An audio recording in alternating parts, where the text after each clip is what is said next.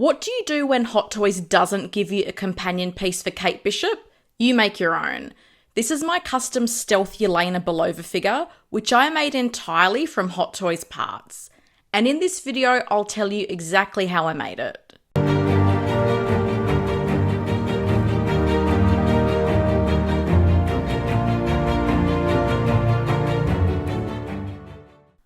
I love the scenes between Yelena and Kate Bishop in the Hawkeye series, so when Hot Toys didn't give us a companion piece for Kate, I decided I was going to make my own.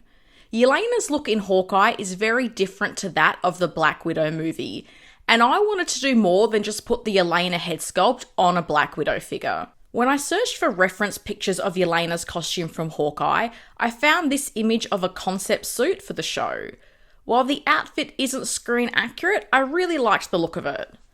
And this concept suit has some similarities to the Stealth Spider-Man figure that Hot Toys made, which is why I thought this would be an achievable custom. So in this video, I'm going to break down the process I went through into 5 sections. These are the parts I used, removing Spider-Man's suit, removing Yelena's suit, adjusting Spider-Man's suit to Yelena's body, and adding the final touches. And before I get started, I just wanted to make a quick note that I was able to get these figures for really cheap, which made me a lot more comfortable with making this custom, as I essentially am taking apart 2 existing figures to make one. I got the Stealth Spider-Man figure for 150 Australian dollars, which is around 100 US, and I picked up Yelena for 250 Australian, which is around 160 US. So on that note, let's talk about the parts that I used, and they primarily came from the Hot Toys Stealth Spider-Man and Yelena figures. At one point, I thought this custom would be pretty straightforward. Given Peter's a teenager in the movies, I thought there was potential that his body would scale well to female figures, but when I got it in hand, that wasn't the case. Putting the 2 figures side by side, Peter's body was a lot bigger than Yelena's, and using it would have meant my custom wouldn't have scaled well with Kate Bishop or the other female figures in my collection. So basically, I had to take Peter's suit and adjust it to Yelena's body. So the parts I used from the Stealth Spider-Man were the shirt, pants, arm gauntlets, and shoulder guards. From Yelena, I used the head sculpt, body, padded undersuit, belt, boots, hands, and Black Widow bracelets. I also used a pair of Glock 26 guns, which come with existing Black Widow figures, as they're the guns Yelena used in the show. So let's talk about removing Spider-Man's suit, and apologies in advance, I didn't take as many photos of this process as I should have, but I'll do my best to explain what I did. There's a lot going on with this Spider-Man suit. It has a lot of buckles and belts that I didn't want to have to cut and re-glue. So I started off with the basics and just removed the items that I could, so things like the boots, the gauntlets, anything that was loose that would easily come off. I then turned my focus to the belt and how I could take it apart. I was able to separate the belt at the front, and the way it came apart means it can be easily glued back together if needed. Once the belt was removed, it exposed this seam connecting the shirt and the pants. Using a quick unpick tool and taking my time, I was able to unpick the stitching between the shirt and the pants. I would recommend doing this one stitch at a time so you don't cause any damage to the material of the suit. Once I'd unstitched the pants from the shirt, it was very easy to remove the pants from the figure. I then had to turn my focus to removing the shirt in one piece. This was a challenge at first, but after cutting the undersuit, I found I was able to get a much better grip onto the shirt. So from there, I was able to just raise the hands of the figure and slowly and gently remove the shirt from the body. So now that I'd broken down the Spider-Man suit, it was time to turn my attention to Yelena, and breaking down her suit was very straightforward. Like the Spider-Man figure, I started off by removing all of the detachable items, things like the head sculpt, the boots, and the hands, until I was left with this. Then I had to remove the belt, which was pretty easy. All you need to do is go to the back of the figure and then turn the belt upwards so you can see underneath. You'll then see 2 parts that clip into the back of the belt. If you gently pull at one of these, the belt should come apart. With the belt off, you can then look at removing the suit. The back of Yelena's suit has a visible seam, meaning that all you need to do is get your quick unpick and start pulling apart the stitching. I only unpicked the stitches down to the waist just in case I decided I wanted to use this suit again in the future. Once I'd unpicked the stitching down to the waist, it was very easy to remove the suit from the body. Then it was time to adjust Spider-Man's suit to Yelena's body, and I really didn't know what to expect here given the differences in size between the two figure bodies. Surprisingly, I didn't have to make any adjustments to the length of the suit. The pants were a snug fit because the Yelena body has wider hips than Spider-Man. In theory, I could have removed the padded undersuit from the Yelena body, but I did want it to have the same shape and proportions as the snowsuit figure. Getting the pants over the hips does take a lot of small, gentle movements, so take your time with this to ensure that you don't damage any of the stitching that runs down the side of the pants. It's the same with the shirt, you just need to take your time with it. I raised the arms of the Yelena body up and took my time making small and gentle adjustments to get the shirt onto the body. The shirt fit quite well for the most part.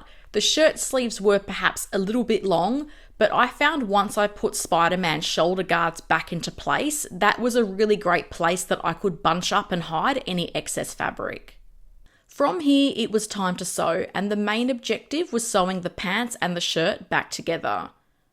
The material on the Spider-Man figure is quite thick, so you need to strike a balance between making small stitches but also using enough pressure that you can get your needle through the thicker material. I decided to call in an expert for some guidance on the sewing aspect of the project because I didn't know what I was doing. I'm very lucky that my mum is very experienced with needlework and she's got a lot of years of sewing and quilting under her belt. So I went to Mum to ask some guidance on how to tackle this project, and she very matter-of-factly said, if you want to get this right, I can do a much neater job of this than you can, so give it to me and I'll take care of the sewing. And she did an incredible job. She used invisible stitches to sew the shirt and pants back together. It felt like my mum did this in no time, and she did a much neater job of this than I could have. Once the pants and shirt were sewn back together, I wanted to look at improving the shape of the suit by bringing it in a little bit at the waist. Looking at the outfit, we decided that putting in a couple of pleats was a great way to take care of some of that excess fabric. The back of the Spider-Man suit has these existing seams, so they were a good place for the pleats to be sewn in place. To provide some additional insights into the sewing process, my mum recommends using polyester thread. She said it's a lot stronger and more durable than using cotton. She also said you want to use a really fine tip needle, and ideally you want to pass your needle through the existing stitch marks from where Hot Toys had sewn the pants and shirt together originally. So the last mod I wanted to make to the suit was to address the collar. As much as I liked the look of it and it matched the concept art I was inspired by, it sat very high and made Yelena look like she had no neck. So what we did here was we put one loose stitch on the edge of the collar, which is stitched into the suit to turn the collar down and create this V shape. It makes the neck visible at the front, which looks a lot better, and it's easy enough to remove if you need by just cutting that single stitch. At this point, I just want to give a huge shout out to my mum for the amazing work she did on sewing this outfit for me.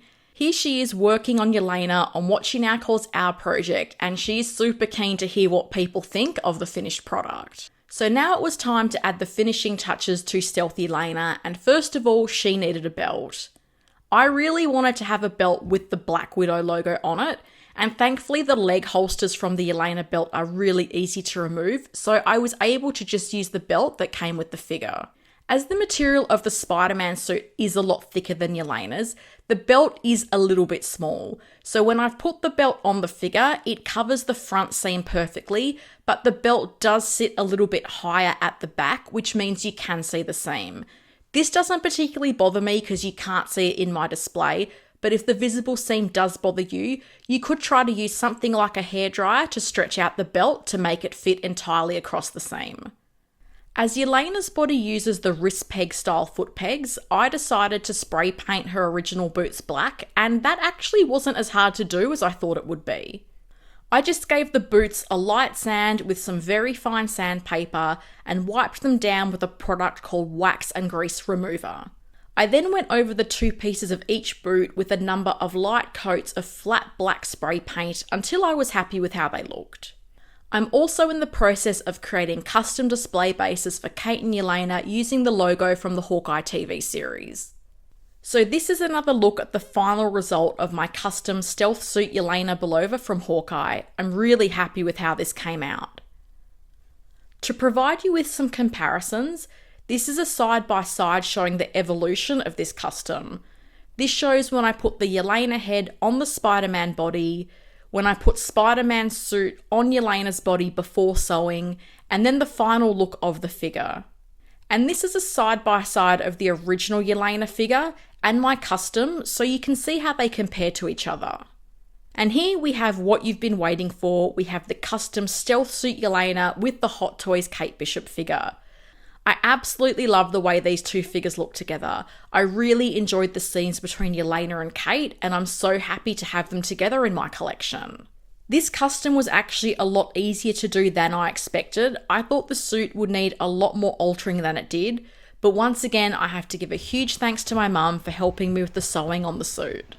If you're feeling inspired to make your own stealth Yelena, I'm happy to answer any questions that you have, so feel free to ask me down in the comments.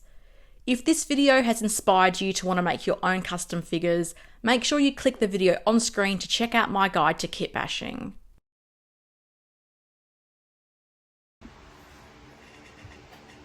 Really?